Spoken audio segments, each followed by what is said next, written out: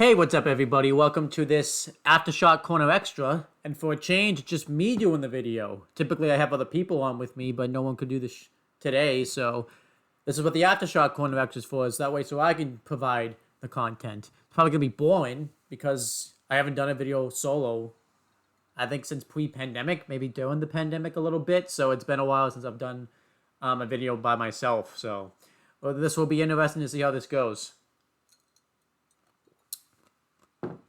Today, though, I'm going to discuss everything that's been going on with NXT. Review-wise, throughout the past week, I'm going to review all the shows. And I'm just going to do this all in one take. So let's see how this goes. So I'm going to start with NXT Takeover in Your House 2021. And obviously work my way to when each show happened.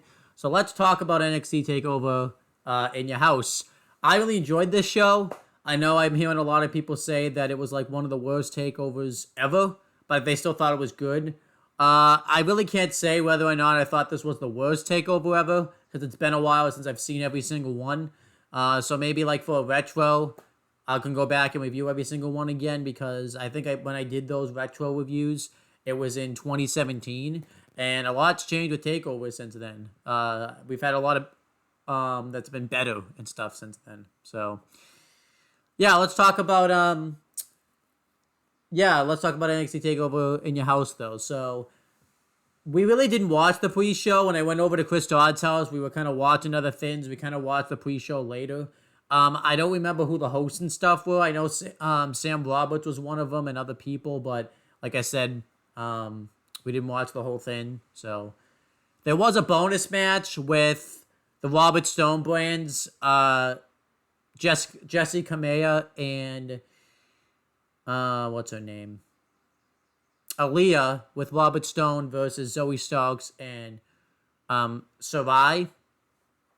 I enjoyed that. I thought that was a good match. I think I would give it like 3 stars if I was rating that.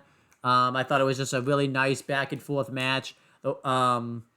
Saraya and Zoe Starks ended up getting the win, which makes sense because they've recently just come into the company. You don't want to have them lose right now. And backstage, Frankie Monet was kind of putting down the Robert Stone brand, saying that they shouldn't listen to Robert Stone. So I'm wondering if this is going to lead to Frankie Monet aligning herself with Aaliyah and Jessica Kamea and Robert Stone being shit-hand and thrown out of the group, which I think would make sense. Then we had the opening bit of the show where it was the show itself was hosted by Tom Pettingale. And he did some funny stuff throughout the show, like when he tried to show how the Mae Young Classic match between Xia Li and Mercedes Martinez. He had like a VHS tape of it, and he was just doing a lot of stuff that were like behind the times. Like he had the wrestling buddy thins with Dexter Lumis. So he was actually a riot on the show. And yeah, Doc Hendricks presenting the show, which was cool. In the cold open. We had the opening match, which was the 6-man tag team match with Bronson Reed and MSK versus Legado del Fantasma and a winner-take-all match for the NXT Tag and North American title. This was a very good opening match here. I thought it was fun. I like the fact that they kind of did the 6-man tag because I think it was too soon to do Bronson Reed versus what's his name? Santos Escobar. Just because they had just started that feud. Yeah, but everybody came out looking good in that match. They redid the spot where Bronson Reed crushed Santos Escobar like they did on NXT during the MSK Legado del Fantasma tag title match, except this time he went through the plexiglass fencing area where the Thunderdome. Well, there was no Thunderdome; it was just crowd, but you get what I mean. And eventually he hit the tsunami on I think it was Raul Mendoza for the win, which I thought made sense. So I enjoyed this match. I thought it was a very good 6-man tag team match. I give it 3 3/4 stars. Then it was Mercedes Martinez versus Xia Li with her crew ringside. This match was all right. I really didn't find it all that exciting. Mercedes Martinez looked dominant, and I think when I was watching this match, I thought it was going on fine, but then it just kind of ended out of nowhere. She just hit like a Trouble in Paradise. Mercedes Martinez, and the match was just over. She really didn't sell a leg much, and Mercedes Martinez had been working on it throughout the match. Then afterwards was when everything gets bad. Afterwards, Mercedes Martinez takes a steel. Well, Xia Li's about to crush her leg with a chair, but Mercedes Martinez fights her off and beats down Boa and Xia Li with the chair, and then she goes up to the mystery person, whose name I forget, that's been with Xia Li and stuff throughout. I think I hear it's Karen Q, so that's what I'm going to call her because I can't remember her name. And this just made no sense in the world because Mercedes Martinez is screwing up to her, and this is the first time she's like gotten out of a chair, which was going to happen at some point, or thrown, whatever it is. And it took her forever to get there. I think the Undertaker would have gotten there quicker than she did. And she grabs Mercedes Martinez by the throat and brings her down to her knees, which made no sense since it's Mercedes Martinez. Like, this is big badass woman, and she's like a lot shorter than her. And then she just throws her. Then she stole a steel chair shot to the ribs, and then she trapped her by the throat and threw her like into the plexiglass and all that type of stuff. That shit made absolutely no sense. I didn't really like any of this. The match was alright, but I just didn't like the booking around it and all that type of stuff. And then I believe it was trying to remember what the next match was. I believe because it wasn't the women's title match. Was it the ladder match? I think it was the ladder match. It was the ladder match for the $1 Million Championship. It was LA Knight versus Cameron Grimes, where the winner was going to become the $1 Million Champion. I really liked this ladder match. You know, it wasn't just a big spot fest. They actually set up the spots very well, and I really enjoyed it. I did question whether or not we had done a ladder match again too soon, because we just saw one between Santos Escobar and Jordan Devlin for the Cruiserweight title. So I wondered if we really needed to do a ladder match. But I really enjoyed this match. I thought Cameron Grimes looked very good in this match. You know, he's the big baby. He's really turned into a baby face now. And after NXT this week, he's definitely a baby face. He had a lot of impressive moves at this match. He dived off like this big support beam thing. He got put through a ladder by LA Knight. LA Knight got like put through a ladder in the corner by a belly to belly. But eventually, like when he went through the ladder, LA Knight went up and grabbed the $1 Million title. I thought that made sense for LA Knight to win. Really, either guy would have made sense, but with what they did on NXT this week, I kind of glad that it was LA Knight, and now he's the $1 Million Champion. I don't know what it means if he's going to defend the $1 Million Championship every week, so we'll have to wait and see on that one. But I'm actually quite all right with this match. Then it was Ember Moon versus Raquel Gonzalez for the NXT Women's title. This match I thought was, and if I had to give the ladder match a grade, I would give the ladder match like 4 stars. 4 stars.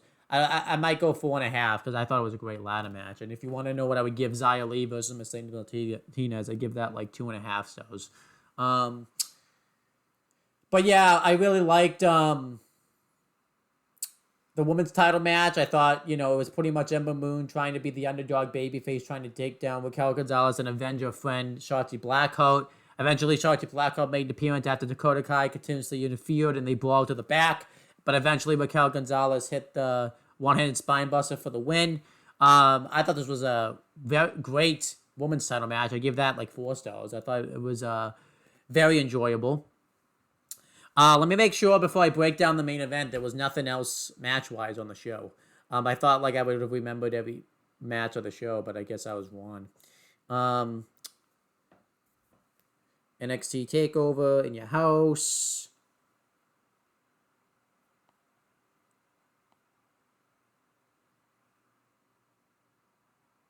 No, I didn't forget anything.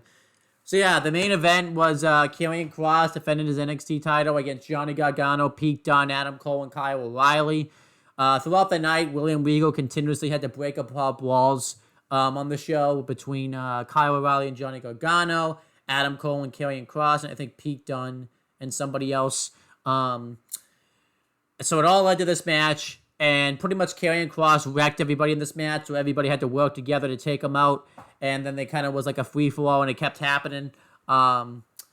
Eventually, I like the part where Adam Cole and Kyle O'Reilly had to work together because they just had this intense feud, and they had to put that aside so that way they could take out Karrion Kross.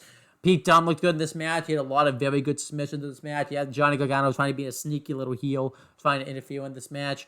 I think they did like a double submission with Pete Dunne and Kyle O'Reilly on opponents and stuff. Eventually, though, Kyle O'Reilly got a submission hold on Adam Cole. And eventually, Karrion Kross snuck in, locked in his finish on him, which was the straitjacket, and Kyle O'Reilly passed out, and Karrion Kross retained the title. Made sense for Karrion Kross to win, and I really liked how they did the finish where Kyle O'Reilly got this close to winning the belt, but he just escaped his fingertips. So yeah, I really liked the main event. I gave that like 4 3/4 stars. It's not quite a 5-star match, but I thought it was a damn great main event. And they did bring back, I feel like I'd be missing the same, but Old In Your House set. I think it was a bit different from the one they did last year. And they had like Dakota Kai going into some like potted plants and stuff, which was very cool. So I really enjoyed that. Then at the end of the show, William Regal is backstage, just an emotional distress, talking about how things have been chaotic lately in NXT, and it's time for a change. So we were all speculating what was going to happen with William Regal, whether or not he was going to resign as the GM. So let's talk about that. If I had to give a rating for NXT TakeOver in Your House, I'd probably give it an A-. I would give it like a 90 out of 100. I probably am going to be the one that's rating this the highest out of everyone you'll probably see reviewing it. But I really enjoyed this show. I think it's just because, too, I can watch wrestling shows with friends again, so I'm not just watching these by myself. I can actually, like, go and hang out with people to watch this type of stuff. So I think maybe having that experience really makes me like these shows. Like Blood and Guts from AEW and other things like that. So, yeah, that was NXT TakeOver in Your House. Moving on to NXT. So the biggest thing they started off with on this show was what was going to be the case with William Regal. Was he going to resign? He comes out right away. He cuts this emotional promo talking about how he's been a part of NXT since the beginning, how he's been a commentator, and he's done all these things, brought in new talent, and made it the best place to work, and he's made it like the best fans, and he just really cut a promo from the heart. And Karrion Kross and Scarlett come out, and Karrion Kross is just reveling in this, talking about how the fact that William Regal just can't control the chaos anymore, so he's resigning as the GM. So then it leads to Samoa Joe making his return, which was a big deal because he recently was just released, like shortly after WrestleMania in April. So he was a big free agent, and I guess Triple H wasn't happy that he was released, so he brought him back. And William Regal had offered him to be a general manager in NXT, but Samoa Joe declined because he just wants to fight people and he wants to help control the chaos. So William Regal allows him to do so, but he can't be an active competitor and he can't put his hands on anybody unless he's provoked. So I really like that. I'd rather see Joe wrestle, but I'm actually fine with this because I think he is going to wrestle in NXT again. I think at NXT TakeOver, maybe in August or maybe like WrestleMania next year, we could see Samoa Joe versus Karrion Kross. Because I think that'd be an interesting matchup right there. And then throughout the night, he did just that. He had to pull apart a brawl between Adam Cole and Kyle O'Reilly, and William Regal announced that they're going to face each other just in a regular wrestling match at the Great American Bash, because that's coming back, and they're allowed to pick each other's opponents for next week. And Samoa Joe broke up the brawl. I think Adam Cole hit him by accident, so Joe choked him out, which was really cool. And then later on, Johnny Gargano and Austin Theory came up to them and were being up in their face about it. And Joe just told him to get out of his office, so Joe Gargano left.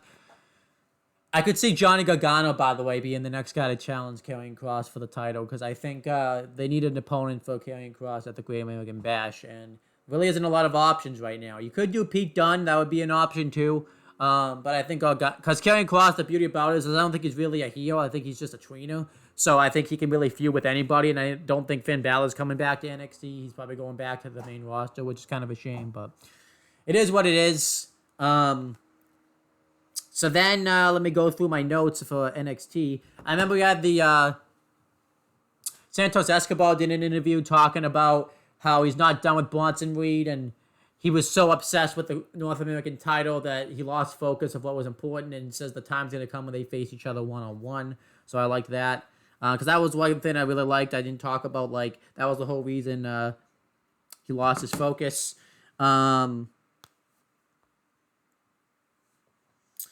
Fabian Aichner and Marcel Bartel faced Breezango, and they dominated about the whole match until Breezango made a bit of a comeback, and then eventually Tyler Breeze beat Fabian Aichner with a roll-up, but then they destroyed them again afterwards. That feud's not over. Kushida offered a Cruiserweight Championship Open Challenge, and it was accepted by Trey Baxter, who I believe was Blake Christian from Impact Genesis 2021. And they had a banner of a match. Kushida made him tap out eventually to the hoverboard block, but I like that he's doing these open challenges every week.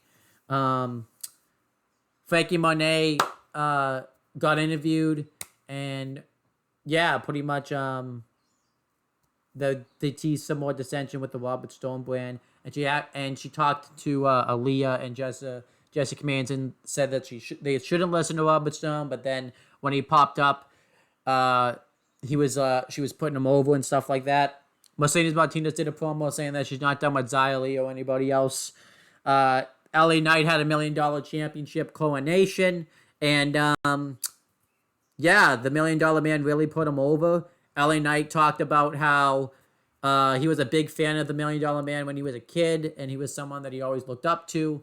And the $1 million man gave him the title, and he says, "Now that I've gotten everything that I wanted, it's time for me to dump the old gold." And he beat up the $1 million man, Ted DiBiase, and Cameron Grimes made the save. So now Grimes is officially a babyface. I think we're going to get, at the Great American Bash, LA Knight versus Cameron Grimes for the $1 million title. And maybe Cameron Grimes will win the belt. Who knows? He showed concern for him afterwards backstage.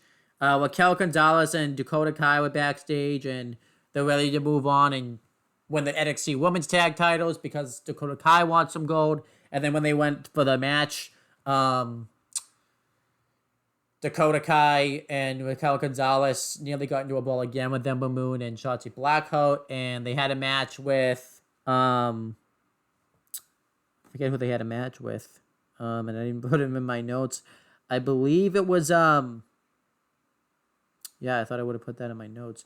I think they faced Casey Catanzaro and Kaden Carter. That sounds right, and they beat them. And then that was it. I don't think anything else happened. Everrise was backstage, and Indy Hartwell also has a thing for Dexter Lumis, but she said she's moved on. And I think that was it. And then Io Shirai returned. I mean, she had already returned, but this was like a proper first time in a ring. And she cuts a promo saying that she fought the best in the world and is ready to work her way back up the ladder. And then Candice LeRae came out and talks about how Io Shirai stole the spotlight. Now she's at equal standing with her because she's not the dominant person she was when they faced off before. So it led to a brawl where Indy Hartwell attacked, and they were beating her up 2-on-1 until Zoe Starks came out to make the save. And then later in the show, they're setting up a match between the Robert Stone brand and her and Io Shirai and Zoe Starks because they tried to get into it again. So there you go. We're going to have the Diamond Mine debut next week, so I'm interested to see who that is. And then we had the Grizzled Young Veterans versus Timothy Thatcher and Ciampa and a Tornado Tag match. Great Tornado Tag Team match here. I very much enjoyed this match. They did Ciampa and Thatcher did a promo at Takeover hyping this match up, and this was just a great tag team match. Really go watch it. Ciampa and Thatcher ended up getting the win when they did double submissions on James Drake. But I would definitely recommend watching this. They really went on out for that match. And it looks like they're going to set up Ciampa and Thatcher versus MSK for the tag titles because they had a face-off with MSK before they came out, and MSK did a promo after the show was over and stuff. So I'd be interested in seeing that match. And that was NXT. I really enjoyed NXT. I give NXT like an A, maybe like a 95 out of 100. I enjoyed Samoa Joe's return, the Tornado Tag, the Women's Tag. And I enjoyed how it furthered thins. And I forgot to mention, Kushida ended up being Kyle O'Reilly's pick for an opponent. So it's going to be Kushida versus Kyle O'Reilly this week. So I'm excited to see that. Then moving on to 205 Live from last week. If you want to know the dates of all these shows, just look it up in your calendar. Takeover in your house, I forget when that was, but I guess this week's NXT was the 15th, and NXT was the Friday after that, so it would be like the 18th, I think. So it's 3 days afterwards. We had some good matches on 205 this week. We had Ashton Hale versus Grayson Waller. They had a really damn great match. I would definitely recommend watching that. Grayson Waller won with a famouser into a curb stomp, which I can't believe is a thing. Later on in the show, August Gray, was talking about how he's done with Ari Daivari and ready to move on to the Cruiserweight title, but Ari Daivari says this isn't over until I say it's over. So he was going to go out and watch Tony Nese's match with August Gray's Ibushi. I forget his name, actually, how to pronounce his name. But it's Tony Nese faced that guy, and that guy ended up getting the win. And I thought that was a great match as well. I'm sick of seeing August Gray feud with Aria Daivari and Tony Nese, though. I think we need to move away from that. They said it's been going on for 8 months. That's ridiculous. And that was all the stuff that happened in the NXT universe. I mean, I didn't really cover NXT UK, but I'm so far behind on it that I have to catch up. I'm only like episode 3 when they returned last year, so yeah, I'm a bit behind on that. 205, I would give a B. I thought the 205 Live was a really good show, had some really good matches on it. And I like that we're starting to see different matches, because I went through a period of time where I just binge watched everything going into Takeover in your house, and I think we always had scenes in some combination. August Gray face either Tony Nese or Ari Daivari, either singles or in a tag match. So it doesn't seem like they're going away from that anytime soon, though. But yeah, that's all the NXT coverage. I know this video seems a bit rambly, but I'm rusty on doing videos solo, so I'm hoping they'll get better. I plan on doing these Aftershock corner extras like we talked about before. I'm going to try to do it every week for NXT and AEW. As for the main roster, I don't really know what's going to happen with that. I haven't really watched much of it. I probably will do one where I watch all the pay-per-views. I'm going to watch WrestleMania Backlash, and Hell in a Cell that just recently took place. I'll watch all those shows and I'll review all of them just in this video like you would see right now. And probably just review. So I definitely would have watched the first WWE Raw show when they were back touring and stuff. But I hear it's really bad. So I don't know. There is going to be some videos you're going to see, so definitely stay tuned on that. But that's pretty much it for the video. If you want to know where to find me and stuff, it's all going to be in the description box down below. I'll probably pin it to my comments and stuff too. And that's pretty much it, guys, and I will talk to you guys later.